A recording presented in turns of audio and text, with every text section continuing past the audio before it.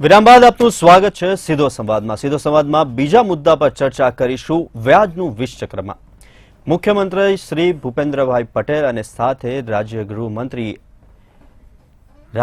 રાજ્ય ગૃહમંત્રી હર્ષ સંઘવીની ઉપસ્થિતિની અંદર અને તેમના સીધા જ માર્ગદર્શન હેઠળ વ્યાજખોરો સામે બાયો ચડાવવામાં આવી હતી અને પોલીસ તંત્ર પણ આખું તેની પાછળ લાગ્યું હતું અને લોક દરબાર યોજવામાં આવ્યા. ત્યાં જે પીડિતો હતો, વ્યાજખોરોનાથી જે પીડિત હતો, તેમની રજૂઆતો સાંભળવામાં આવી, તેમની અરજીઓ વિશે ચર્ચા કરવામાં આવી અને ત્યારબાદ એક્શન લેવામાં આવ્યું અને વ્યાજખોરો ઉપર કડક અમલવારી કરવામાં આવી. પણ હજુ પણ આપઘાતના કિસ્સાઓ, સુસાઇડના કિસ્સાઓ બની રહ્યા છે. શું વ્યાજનું વિષચક્ર થમશે કે નહીં, તે જ મુદ્દે ચર્ચા કરીશું.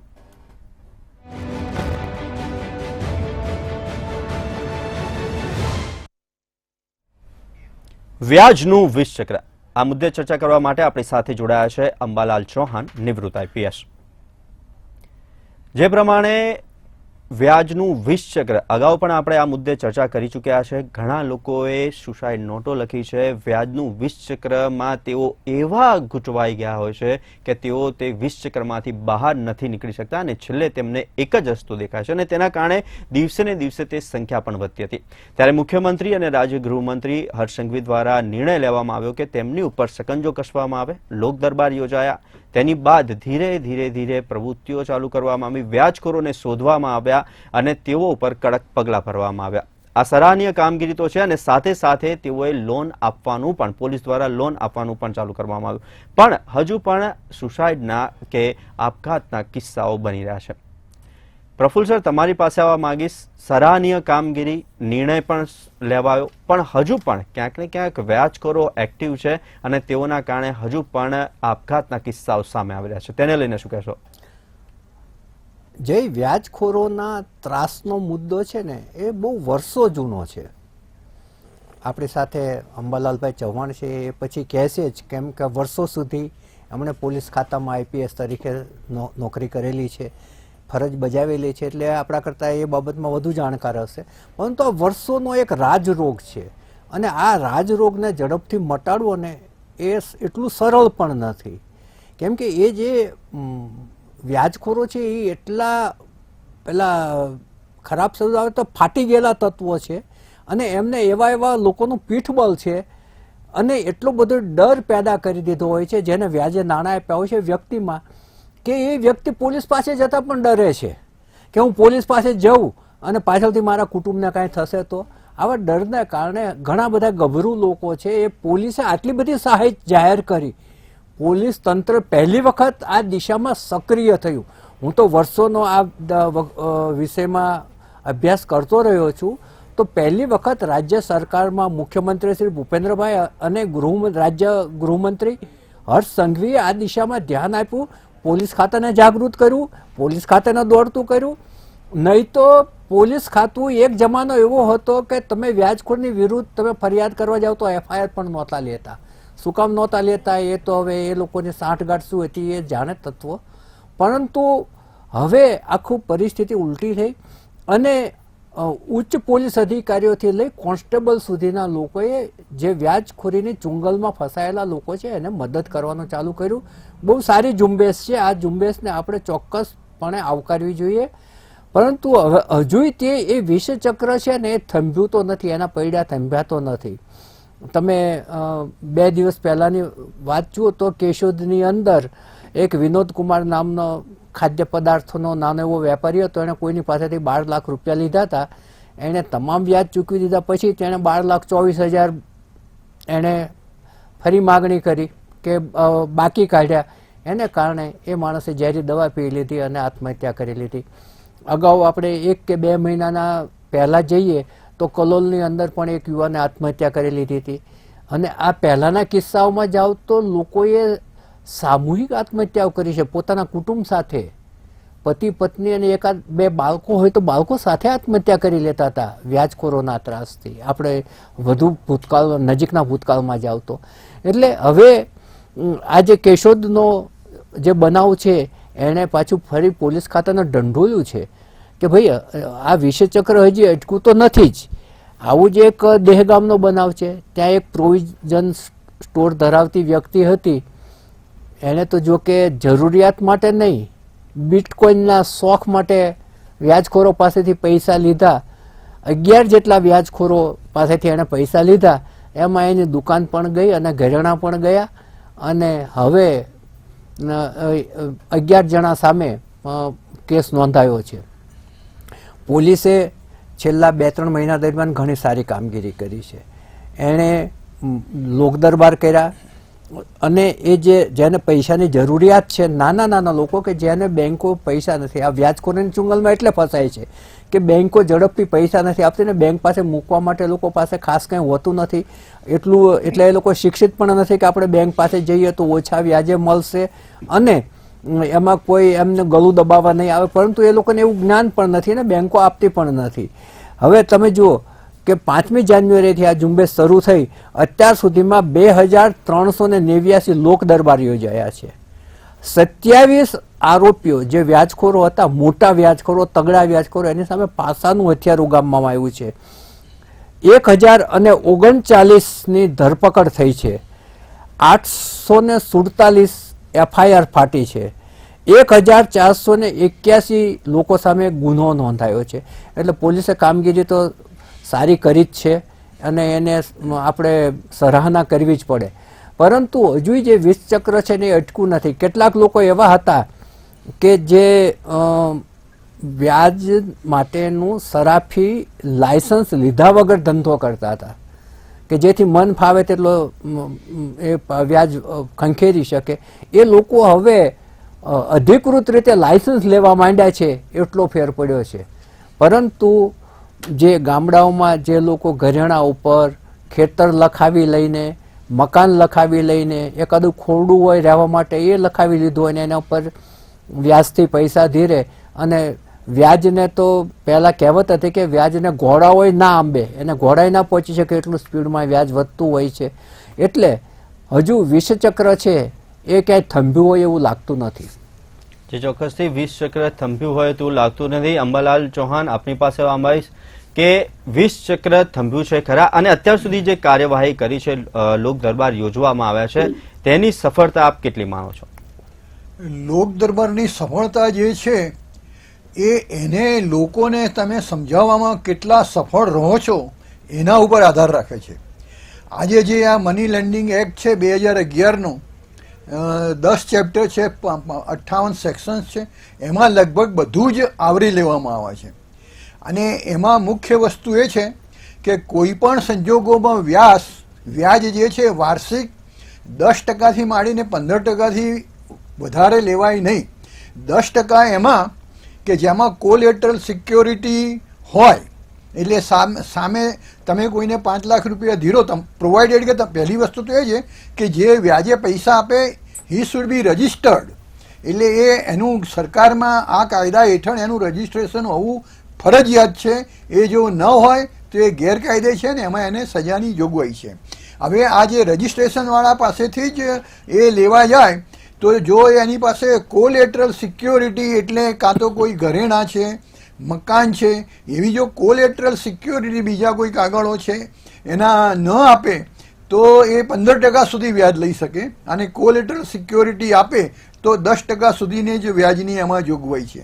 બીજી વાત એમાં એ પણ છે કે દર વર્ષે જેની પાસેથી વ્યાજ લીધું છે he is legally bound two furnish the statements કે આ દિવસે તમે આટલા ટકા વ્યાજે પૈસા લીધા, એમાં તમે આ દિવસે આટલા, ધારો કે 2 લાખ 5 લાખ લીધા હોય, 15,000 તમે જમા કર્યા, એટલાનું પછી વ્યાજ તમારે ઓછું કરવું પડે.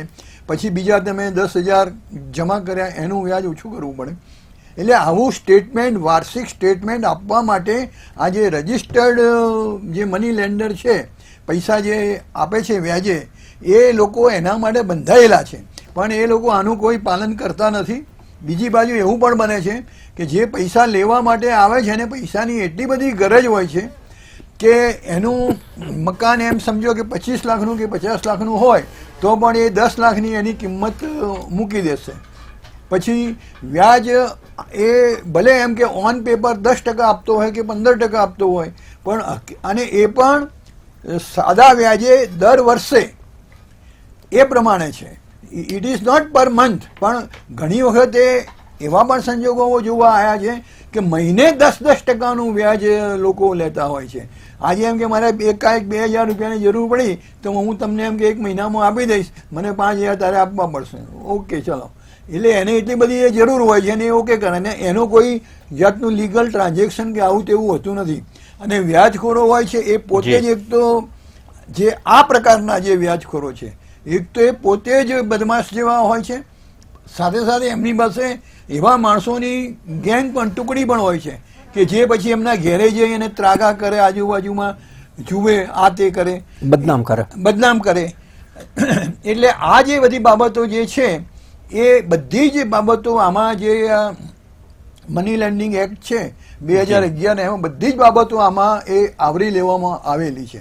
અને પ્રજાએ પણ બને ત્યાં સુધી આવા મની લેન્ડર્સ પાસે, આવા વ્યાજ ખાવું પાસે એને જવું ન જોઈએ, એ એક વાત છે. ને બીજી બાજુ મને લાગે છે કે સરકારે જે બેન્કિંગ પ્રોસેસ જે છે એ પણ એટલી સરળ બનાવવી જોઈએ. આજે મને તો નવાઈ લાગે છે, મારી પાસે હમણાં અઠવાડિયા પહેલાં જ એક આવેલો ક્લાયન્ટ, એને સ્ટાન્ડર્ડ ચાર્ટર બેંક સામે એને પ્રોબ્લેમ હતો.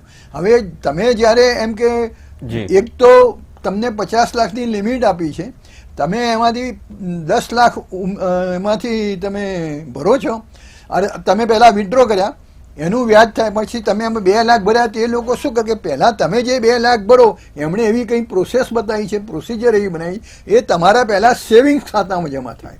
અને ઇન ડ્યુ કોર્સ, એટલે એમાં અઠવાડિયું લાગે, 10 દિવસ લાગે, 12 દિવસ લાગે, અને પછી એ તમારા જે આ વ્યાજ જે તમે પૈસા લીધા છે એમાં જમા થાય. અને એ દરમિયાન એનું વ્યાજ પણ કપાય, એની પેનલ્ટી પણ કપાય, અને એવા જાત જાતના ચાર્જ પણ આ જે વ્યાજ કરનાર જે માણસો છે રજિસ્ટર્ડ, એ લોકો આવા વધારાના બિનજરૂરી ચાર્જીસ પણ લઈ શકે નહીં, એવી પણ એમાં જોગવાઈ છે.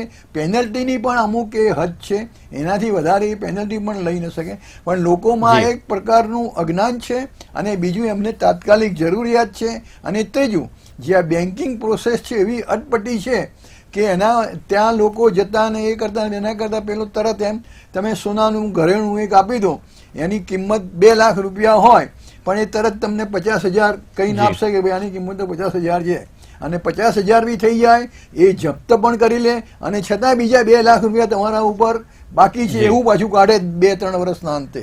અને એમાં પાછી આમની આવી ટોળકીઓ જ, એમાં એક્સટોર્શન પણ બને છે, 383 થી માંડી અને એક્સટોર્શનની, એટલે જબરજસ્તીથી બળજબરીથી પડાવી લેવાની જે કલમો છે એ બધી જ એમાં લાગુ પડે છે. અને એમાં 15 થી 20 વર્ષ સુધીની એમાં સજાની પણ જુદી જુદી પ્રકારની જોગવાઈઓ છે, જે પ્રકારનો એ ગુનો. અને ઘણી વખતે આપણને કહેતા પણ શરમ આવે કે લોકો પોતાની પત્નીને પણ એમાં એ ગીરો તરીકે મૂકી દે છે. ઘરને એ તો મૂકે, જમીન મૂકે, એ બધી જુદી વાત છે, પણ એમાં આવું પણ એ બનતું હોય છે.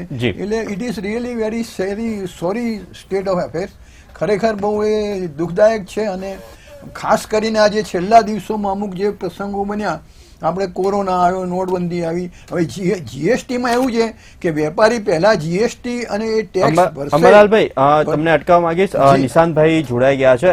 નિશાંતભાઈ, વ્યાજનું 20 ચક્ર લોક દરબાર યોજવામાં આવ્યા તો પણ હજુ આપઘાતના કિસ્સાઓ સામે આવી રહ્યા છે, ને ક્યાંક મોટા માથાઓની પણ સંડોવણી છેલ્લે સામે આવતી હોય છે, તેને લઈને શું કહેશો? ના, બિલકુલ જયભાઈ, સૌ પ્રથમ તો ગુજરાત સરકારે અને ગુજરાત પોલીસ દ્વારા જે આ ડ્રાઈવ ચાલી રહ્યું છે એ ખૂબ જ બિરદાવવા લાયક અને સ્વાગતપૂર્ણ બાબત છે. કારણ કે વ્યાજખોરી અને આત્મહત્યાનો સીધે સીધો સંબંધ છે.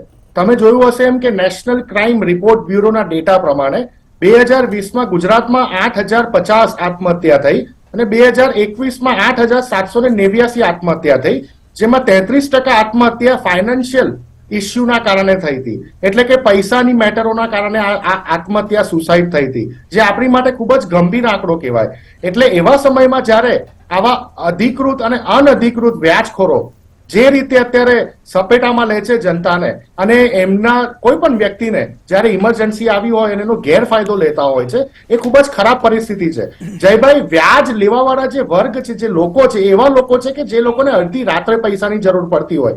ધારો કે કોઈના ઘરમાં કોઈને હાર્ટ એટેક આવી ગયો, ઘરમાં કેશ ફ્લો નથી, 1 લાખ રૂપિયાની જરૂર છે, એવા સમયે વ્યક્તિ ગમે તેવા બ્લેન્ક ચેક આપીને, પ્રોમિસરી નોટ સાઇન કરીને કોઈ પણ એના આસપાસના વિસ્તારના નોન વ્યાજખોર પાસેથી પૈસા 1 લાખ લઈને આવતો હોય છે. એને ખબર નથી પડતી કે એને વર્ષ પછી આ 5 લાખ રૂપિયા ચૂકવવા પડશે, પેનલ્ટી ને ચક્રવૃદ્ધિ વ્યાજ ને બધું થઈને.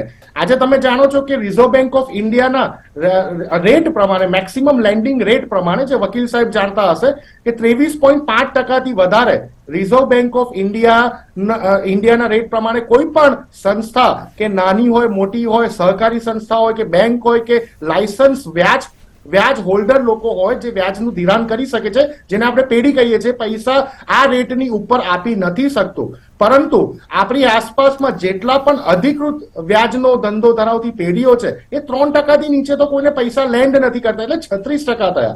કારણ કે એ લોકોનો બધો વ્યવહાર જે હોય છે એ કેશમાં થતો હોય છે. અને આ વ્યાજ સાથે સંકળાયેલા ધંધાદારી લોકો એટલા સ્માર્ટ હોય છે કે કોઈ પણ જગ્યા ઉપર ફૂટપ્રિન્ટ છોડતા નથી. એ લોકો જ્યારે તમારી પાસે પૈસાની માંગણી કરે છે તો પણ વોટ્સએપ કોલના માધ્યમ દ્વારા કે અન્ય સોશિયલ મીડિયાના મેસેન્જર દ્વારા તમારી જોડે ચર્ચા કરતા હોય છે, જેના કોલ રેકોર્ડિંગ કે છોડતા નથી. એટલે પોલીસ માટે ઘણી વખત આ વિષય ઉપર કામગીરી કરવી પણ અઘરી પડતી હોય છે. પરંતુ સાથે સાથે મારા મિત્ર રાજુભાઈ અહીંયા ભારતીય જનતા પાર્ટીના પ્રવક્તા છે, તો એમને એક કોંગ્રેસ પાર્ટી તરીકે એક આવેદન કરવા માંગીશ, વિરોધ પક્ષ તરીકે, કે જે ગુજરાત મની લેન્ડિંગ એક્ટ 2011 છે એને થોડો મજબૂત કરીને જો જે વ્યાજખોરો એટલે જે વગર લાયસન્સના વ્યાજખોરીનો જે આપણી સામે કેસીસ આવે છે, એમાં જો એક્સટોર્શન, આઈપીસી 384 એક્સટોર્શનનો ગુનો જો દાખલ કરવામાં આવે ડાયરેક્ટલી, તો એ ગુનો ખૂબ જ ગંભીર બને છે. અને એ ગુનાના કારણે એને છટકબારી ન્યાયતંત્રમાંથી કોઈ જગ્યાએ મળતી નથી. તમને એક જ વાત કહી દઉં જયભાઈ, એક વાત શોર્ટમાં કહી દઉં કે આપણી ત્યાં જે અત્યારે વ્યાજખોરીના કારણે આત્મહત્યા થઈ રહી છે, આવું સેમ તમિલનાડુ, કેરાલા અને કર્ણાટક, સાઉથના તમામ રાજ્યોમાં વર્ષો પહેલા હતું. એ લોકોએ prohibition of charging exorbitant interest act બનાવ્યો અને એ એક્ટ પ્રમાણે તમિલનાડુની હાઈકોર્ટમાં 9 વર્ષ સુધીની સજા થયેલી છે કે જે લોકોએ આવી રીતે અનધિકૃત રીતે વ્યાજ ઉઘરાયા છે. 36% થી લઈને 200% સુધી લોકો પાસેથી વ્યાજ ઉઘરાયા છે અને લોકોને સુસાઇડ કરવી પડી છે. એટલે આ કાયદો હજી મજબૂત બની શકે છે જો સરકાર વ્યાજખોરી માટે એમેન્ડમેન્ટ બિલ વિધાનસભામાં લાવશે તો કોંગ્રેસ પાર્ટીના તમામ 17 વિધાયકોનું ફૂલ સમર્થન મળશે. અને આપણે આ ચર્ચા કરીને હજી આને જો મજબૂત કરીશું તો લોકોમાં ડર વ્યાપશે. ને હજી પણ જે ઘટનાઓ આપણી આંખોની સામે આવી રહી છે કે જે રીતે પ્રફુલભાઈએ કીધું કે આખા પરિવારે આત્મહત્યા કરવી પડે છે, એ ઘટનાઓને આપણે અટકાવી શકીશું. કારણ કે પૈસાના ચક્કરમાં ફસાઈને વ્યક્તિ આત્મહત્યા કરે એ સાંકળી ના લેવાય. સાથે સાથે જે 2 wheeler, TV, appliances, fridge, LED આવી જે બેંકો છે, જે રાષ્ટ્રીય અને પ્રાદેશિક બેંકો છે કે જે લોકો પૈસા લેન્ડિંગ કરે છે, એટલે હું રાજુભાઈને એ પણ અપીલ કરું કે સરકાર સુધી આ વાત પહોંચાડે કે એ લોકોના જે ઉઘરાણીના લોકો હોય છે એ વ્યાજખોરો કરતા પણ ખરાબ રીતે ઉઘરાણી માટે તમારા ઘરના દરવાજા ખટખટાવતા હોય છે. અને એકાદ ઈએમઆઈ કોઈ રિક્ષાવાળાનો બિચારાનો ટીવીનો એક ઈએમઆઈ બાકી રહી જતો હોય તો એની સાથે અપશબ્દોનો ઉપયોગ કરી મારામારી કરતા હોય છે. એવા પણ કેસ વડોદરા, અમદાવાદ, રાજકોટમાં, સુરતમાં રિસન્ટલી રજીસ્ટર થયેલા છે. એટલે વ્યાજખોરીની સાથે સાથે રાજુભાઈ, હું તમને અપીલ કરવા માંગુ છું કે તમે સરકાર સુધી આજે ફાઇનાન્સ આપતી જે લાયસન્સ હોલ્ડર જે બેંકો છે, જે સંસ્થાઓ છે, એ લોકોના પણ જો કાન પકડવામાં આવે તો કદાચ આપણે ગુજરાતમાં હજી વધારે સારો ખુશાલીનો માહોલ આપણને જોવા મળશે અને લોકોની આત્મહત્યા અટકાવી શકીશું. રાજુભાઈ, આપ શું કહેવા માંગો છો? ત્યારબાદ હું મારો પ્રશ્ન કરીશ. જયભાઈ, જે વ્યાજખોરો આ જે ડ્રાઈવ ચાલી અને જે આંકડા 31મી જાન્યુઆરી પ્રફુલભાઈએ જે વાત કરી 31 જાન્યુઆરી સુધીના હતા અને ફેબ્રુઆરી અને માર્ચના ટૂંક સમયમાં મારા ખ્યાલથી મારા વ્યક્તિગત વિચાર પ્રમાણે રજૂ થશે. પણ મારો કહેવાનો ભાવાર્થ એ છે કે માનનીય ગૃહમંત્રી શ્રી હર્ષભાઈ સંઘવીએ એ સમયે જ્યારે ડ્રાઈવ ચાલતી હતી અને એક પ્રોગ્રામમાં હતા ત્યારે આપના જેવા પ્રેસ રિપોર્ટરે પ્રશ્ન પૂછ્યો કે સાહેબ આ જે વ્યાજખોરોનું એના માટે તમે શું કહેવા માંગો છો અને શા માટે એટલી ઝુંબેશ? ત્યારે એમને એક જ સેન્ટેન્સ કહ્યું કે ગુજરાતની અંદર જે કાયદામાં રહેશે એ જ ફાયદામાં રહેશે. આ એમનું આખું નિવેદન હતું. તો કોઈ પણ વ્યક્તિ હશે, ધંધા વેપાર કરતો હશે કે કોઈ પણ ધંધો એમનો અનલીગલી કરતો હશે તો એને કાયદામાં રહેવું પડશે અને કાયદામાં આવવું જ પડશે. પણ આ જે વ્યાજખોરોની વસ્તુનું જ્યારે આવે છે ત્યારે ચોક્કસ આપના માધ્યમથી હું અપીલ કરવા માંગુ છું કે ફક્ત ને ફક્ત આપ ઘરે છો, મારા મિત્ર નિશાંતભાઈ કહ્યું કે આ જે 386ની કલમ કઈ 384 છે, આઈપીસી 386 ની સાથે 385, આ જે કોર્ટની અંદર નીચલી કોર્ટમાં અને એક સેશન્સ કોર્ટની અંદર પણ આ બધી ચાલતી હોય છે જ્યારે જરૂર પડે ત્યારે. પણ આ જે એમાં ક્યાંક અપડેટેશન તો 100% કાયદા વિભાગની અંદર સુધારો કરવાનો તો રાજ્ય સરકાર એ બાબતે વિચારશે. પણ આપના માધ્યમથી એ ચોક્કસ હું અપીલ કરવા માંગુ છું કે ફક્ત ને ફક્ત ઘરે તમે બેઠા છો, 100 નંબર ડાયલ કરો, પોલીસની ગાડી વિધિન મિનિટોમાં આવશે અને તમને સાંભળશે. હા ભાઈ, તમારે ચૂકવવા જ છે તો એમને રિક્વેસ્ટથી લોકો સામે જે પણ પક્ષકાર છે ને માનતા નથી તો એમાં મધ્યસ્થી પોલીસ બનશે અને લોક મેળાઓ યોજવે છે. એક નાનકડું ઉદાહરણ જયભાઈ આપું કે કોરોના કાળની અંદર જે આપત્તિ આખા વિશ્વએ જોઈ છે તો એની સામે રાજ્ય સરકારે પણ મુદ્રા યોજનાથી કેટલા લોકોને લાભ આપ્યો એ પણ જણાવું આપને કે 3,30,00,000 લોકોને મુદ્રા યોજનાનો લાભ આપ્યો. કે નાના નાના વેપારીઓ ત્યારે બહુ મોટી આફત આવી હતી, જે નાના નાના એકમો ચલાવતા હતા એ લોકોને આફત આવી ત્યારે આ મુદ્રા યોજનાની અંદર 21 સરકારી બેંકો, 17 પ્રાઇવેટ બેંકો, 36 ક્ષેત્રીય ગ્રામીણ બેંકો, 136 એસોસિએશનો આ મુદ્રા લોનો આપતી હતી. એની સાથે સાથે પ્રધાનમંત્રી સ્વનિધિ યોજનાઓ પણ છે. અને આ જ્યારે પગલું ભરવામાં આવતું હોય છે કે વ્યાજખોરોના ત્રાસથી 100% હું કહું છું પોલીસ આપની પડખે છે. ગૃહ વિભાગની અંદર માનનીય ગૃહમંત્રી શ્રી હર્ષભાઈ પણ જ્યારે અવારનવાર કહેલું છે કે ગભરાવાની જરૂર નથી. કોઈ પણ પ્રશ્ન તમારો હશે, સમસ્યા, એક નાની બાબત ઉદાહરણ ગઈકાલની કહું સાહેબ કે આજે જે હાલમાં એસએસસી અને એચએસસીની પરીક્ષા શરૂ થઈ તો એમાં વિદ્યાર્થીની પેપર લખાઈ જાય અને કદાચ એને ડર છે તો સી ટીમ કામ કરશે. વિદ્યાર્થી સુધી બાળકોની વિદ્યાર્થીઓનું ધ્યાન રાખશે. તો આપ તો જે હું આપના માધ્યમથી એ જ કહેવા માંગુ છું, લોકોને અપીલ કરવા માંગુ છું આપના માધ્યમથી કે ચોક્કસ ડરવાની જરૂર નથી. પોલીસ તમારી પડખે ઊભી છે. પણ જે સરકારી યોજનાઓ છે, સરકારી લાભો છે અને સરકારી બેંકો છે, એકવાર અવશ્ય મુલાકાત લેજો. તમે જે ધારો છો એના કરતાં સરળ રસ્તાઓ હોય છે.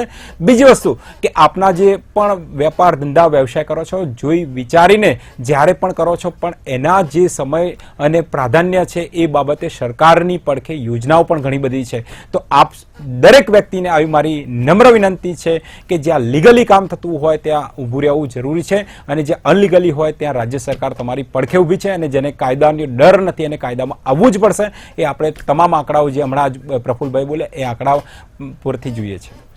પ્રફુલભાઈ, તમારી પાસે આવવા માંગીશ, જે રીતના રાજુભાઈએ બી કીધું, પોલીસ વિભાગ દ્વારા હવે લોન પણ આપવાનું શરૂ થઈ ગયું છે. 10,000, 20,000, 50,000 એવા સ્લેબ બી નક્કી કરવામાં આવ્યા છે.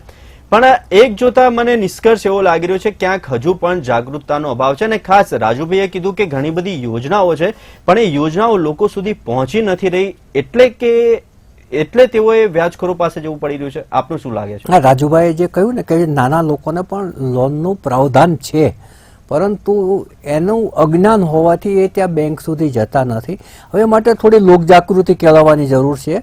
આ પોલીસ જ્યારે આ લોક દરબાર યોજે છે ને ત્યારે આની પણ માહિતી આપે છે કે તમને આ રીતે લોન મળી શકે.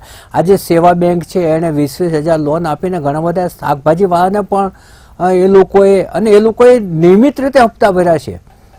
રાજુભાઈ, જે નાનો માણસ છે ને એ માની લો કે 40 કે 50 લાખ એના નાનકડા મકાન માટે લેતો હશે ને તો એ નિયમિત હપ્તા ભરશે. 5,000 કરોડ લેવા વાળો જ એટલે નિયમિત નથી હપ્તા ભરતો અને એને કોઈ કઈ કશું કરતું નથી.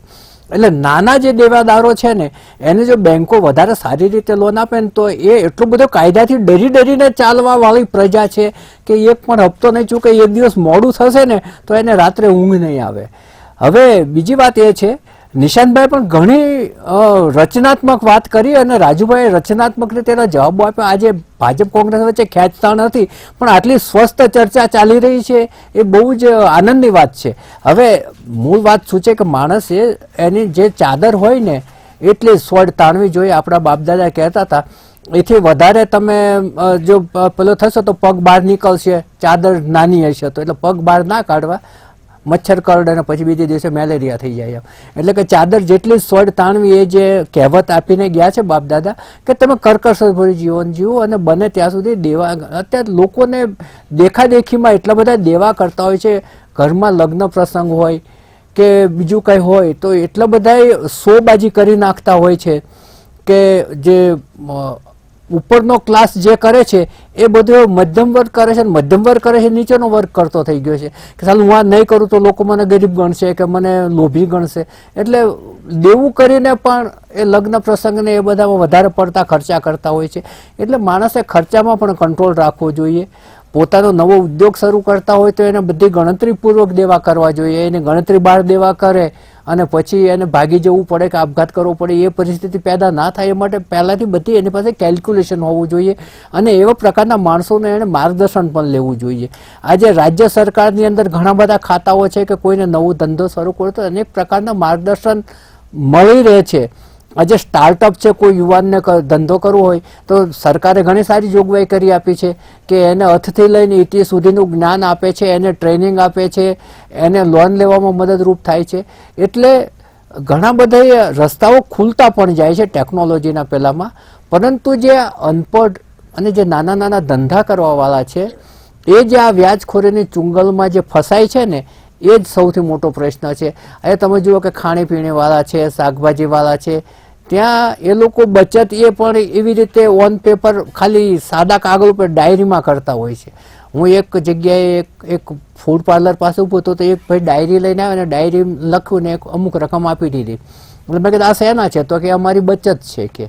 એટલે બચત પછી બેંકમાં જ નથી કરતા, આવા લોકો પાસે કરતા હોય છે. એટલે એમાંથી ઘણા આ લોક જાગૃતિનો પ્રશ્ન છે અને લોક જાગૃતિ જેમ જેમ આવશે, હવે તમે જુઓ કે આ પોલીસની ચુંગલ જે પોલીસની જે પકડ આવી ને એ પછી જે લોકો વ્યાજ વગર ધંધો કરતા તે કમસે કમ લાયસન્સ લેતા તો થયા છે. લાયસન્સ લેતા તો થયા છે અને આ જ મુદ્દે અમારી સાથે તમામ મહાનુભાવો ચર્ચા કરવા માટે જોડાયા તે બદલ ખૂબ ખૂબ આભાર. હાલ સીધો સંવાદમાં બસ આટલું જ. આવતીકાલે નવા મુદ્દા સાથે ફરી મળીશું. ત્યાં સુધી મને આપશો રજા. નમસ્કાર.